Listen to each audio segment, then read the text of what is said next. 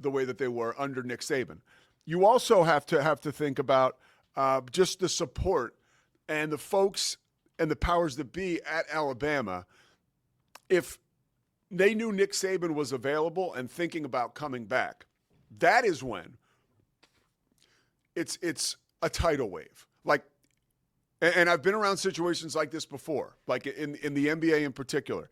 If a coach who is a legendary coach, right, a storied coach, especially one with connections to a certain organization, okay, if he voices the fact that he would rejoin that organization, even if he does it in circles outside of that organization, right? But if whispers begin, you can bet that said organization, in this case Alabama, back in the day, let's say the LA Lakers with Phil Jackson, that's one I remember off the top of my head kind of being around, being at least adjacent to when I was working in the NBA. It would look as though Alabama would be the best place for him just to go right back in there, right?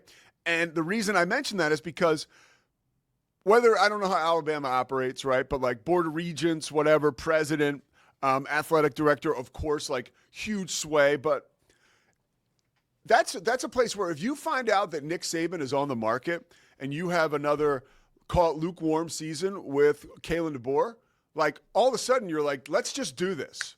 And that's how this kind of stuff happens. And like, that is a situation where I think everything would make the most sense.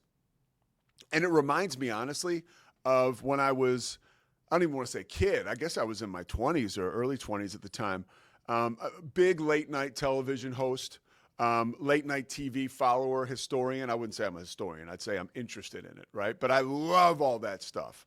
The Jay Leno book about him getting the job at NBC, the Tonight Show job over David Letterman. I think it's called Night Shift.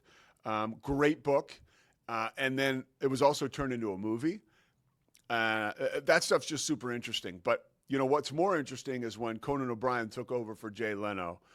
Started out to like lukewarm reviews. Leno actually did a show that was like a primetime show that was on before Conan at 10 o'clock, let's say Eastern time, and the Tonight Show's at 11:30. That show for Leno did just okay. Conan's doing okay. The network says to Jay, hey, you're struggling. Let's put you on right before Conan at 11:30 for a half hour, and then Conan will take over after that. And that's the audience he was having so much success with. Conan was, that late night environment, right? Like 12:35 Eastern time start. And Jay Leno kind of voiced, oh, okay, like maybe I might do that. He talks like this. I'll talk to Mavis. Maybe she'll do it, So after that, everything starts to move real fast. And all of a sudden, Conan says, no way, I'm not doing that. Conan's gone. Jay's back. It happens like that. Now, is Nick Saban, like, is he insecure like Jay Leno? No. Is he going to maneuver in the shadows like Jay Leno? Absolutely not.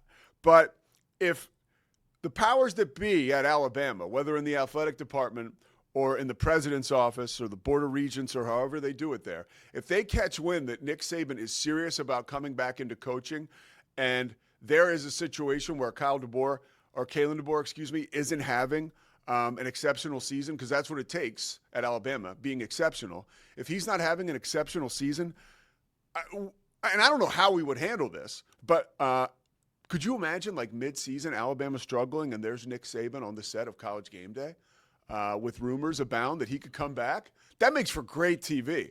And I think Nick Saban's too smart and too calculated in a real good way, just looking after himself, that I don't think he'd put himself or Alabama or Kalen DeBoer in that kind of situation throughout the year. I think he's the type of man that would be like, he would shut it down, like real emphatically, or you wouldn't see him on the show.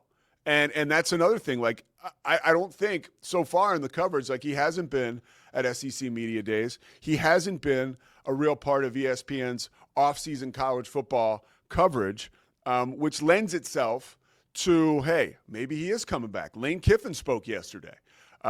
maybe he is coming back. I mean, Lane Kiffin was certain, right? When he had heard that Greg McElroy had talked about this, a very legitimate source, right, when it comes to SEC football, connections to Nick Saban, you name it.